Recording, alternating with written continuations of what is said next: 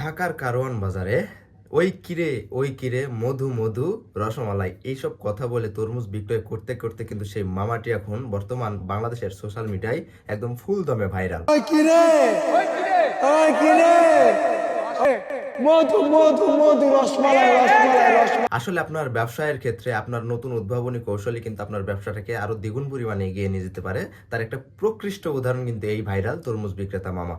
প্রকৃতপক্ষে সে কিন্তু বলেছে, তার সাক্ষাৎকারে বলেছে, সে 10 বছর তার বাবা এবং তার দাদার সঙ্গে পরিশ্রম করার পর সে কিন্তু সবগুলো তরমুজ চিনতে সক্ষম হয় এবং সে একটা হিউজ অ্যামাউন্টের জ্ঞান অর্জন করেছে তার বাবা এবং তার দাদাদের কাছ থেকে, এবং তার বংশ পরম্পরায় কিন্তু তরমুজই বিক্রি করে আসে। বর্তমান বাজারে আমাদের বাংলাদেশে চাকরি করতে গেলে কিন্তু অভিজ্ঞতার মূল্যটা দেওয়া হয় এবং আপনাকে দেখতে হয় সর্বপ্রথম আপনার অভিজ্ঞতা আছে কিনা। অভিজ্ঞতা না থাকলে সে কিন্তু পিছিয়ে থাকে চাকরির বাজারে।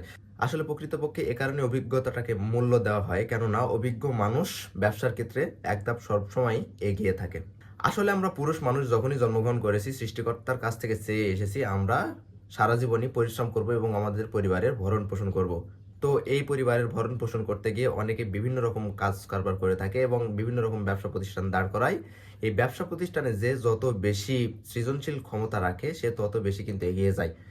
তো এই তরমুজ বিক্রেতা মামা তার অভিনব কায়দায় যে সুন্দর করে এই তরমুজ বিক্রি করছে, তার দিনে এখন কিন্তু হাজার হাজার দর্শনার্থী প্লাস তার কিন্তু অনেক ক্রেতা হয়ে গেছে এবং তার সে বাজারটা কিন্তু পুরোটাই সরগম করে তুলেছে তার নিজের দক্ষতায়। আসলে এ কারণেই বলা হয়ে থাকে পরিশ্রম কখনোই বৃথা যায়, পরিশ্রম করলে একসময় সফলতা মিলবেই।